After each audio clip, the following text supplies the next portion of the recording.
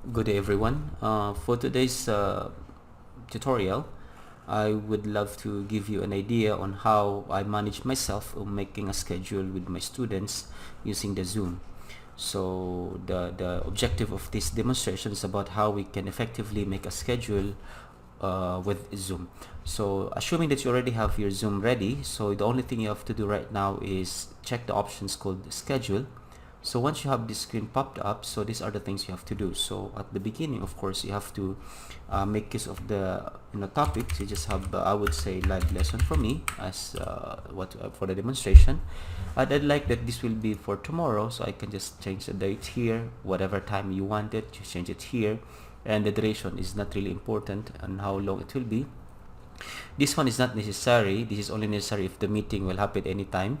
That check this one if it's happen anytime. There's no specific time it will be, so just make it the recurring, or keep it that way without. Just make a schedule whenever you have the schedule. Now, yeah, for the meeting ID, you have two options to choose from. There's what we call generate automatically, or there's personal meeting.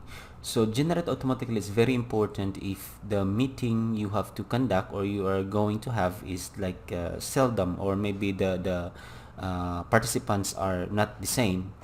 But if you are giving especially like an online lesson, which the students will be, you will be with you like every day or maybe several times in a week, so I suggest that you better make use of the personal meeting, since this particular number will not change unless you personally or you modify the setting to change it into different numbers.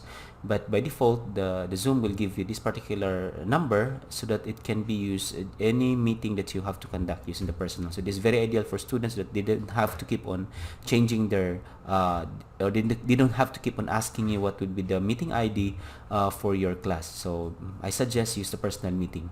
Password is not necessary for me in terms of teaching, because if I want only the students to join, there's no really like encrypted informations on the lesson, so this is not required. But if that is a confidential meeting, I suggest to make a required meeting so that you will be prompt the participants will be prompt to insert a certain number that they have to input before they can join the meeting. So it's ideal only for probably business meeting, not for lesson, because this is just disseminations of informations. So I don't do that one during my meeting. I only use this personal ID for my students. I don't do this one here. And at the beginning, I always set up with the video off from myself as a host. The same thing as the students, so they cannot see me and I cannot see them at the beginning unless I'm sure that all are there or there are already some participants during the meeting. Now for the audio part here, actually the most ideal is only computer audio. If you're using, of course, we are using computer audio to communicate, it's going to be this one here. By default, it's going to be telephone and computer audio. So it's not really a big deal to choose between computer audio or these particular options. Or you can leave it by default. This is not really important if you are not syncing your schedule with your Outlook or your Google account. So another thing which is very important is going into the advanced options. So in here, if you scroll down, actually by clicking this one here, you will have this advanced options here. So there are very important things that you have to remember. So this option is important if you want to accept first the students before they can join you. This is for security features again, that no one will join without your permission. Enable join before host. If you make a schedule and schedule, just give an example, you want a schedule of we have around 5 p.m. So students, unfortunately you started the meeting at 5:05. So at 5, those people are already there. If they wanted to put the code, they can they can join the meeting without even the host. So this is very important as well. For me, I don't enable this one. I always disable this one. I don't want the students will be there before me, so it should be me before the students. So I don't click that, and somehow I don't click this also, but also it's gonna be your option. And here, this is very important for me and for you if you are teaching, that you should mute them when they enter the discussion, when they join the meeting, or else it will annoy, especially if they are joining late and it's not muted, so it will disrupt you during your discussion. So make sure it's checked, and to make sure that it's not just random people who are trying to join your conference, so try to make it that they created their account to join. So at least they have to sign in first with their Zoom account before they can join you up in here. Alright, so I always do this one. I always make these two checked during when I make a schedule for my students. And automatically record meetings, so there are two options here. By if you are using a free version, so you can only have locally stored storing your informations locally on your computer, while if you have the paid version of Zoom, so you have two options now. You can store in your PC, or you can just store that one in the Zoom cloud, where you can retrieve the file also later on after your conference, because automatically it will be after some time it will notify in your email that the store or the recorded video is already available for you to see or to share.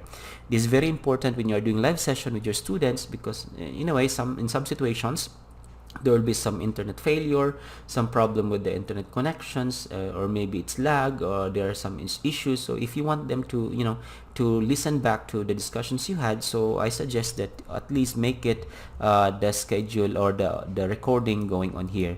But as for my part, I don't do that.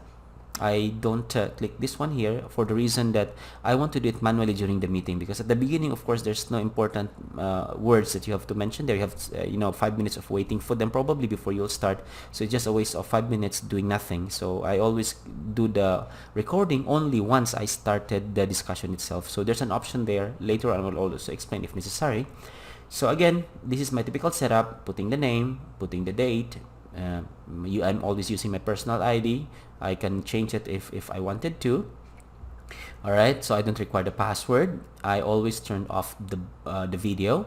I just leave the audio as by default. I just leave the calendar by default because I don't save any informations there.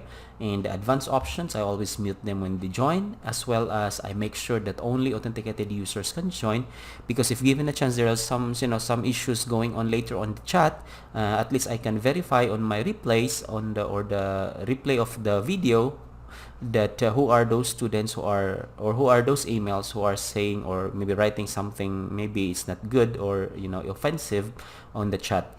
So and just simply click schedule, and everything will be all right on that. So when you make a schedule, so that's this is gonna happen, this will pop up.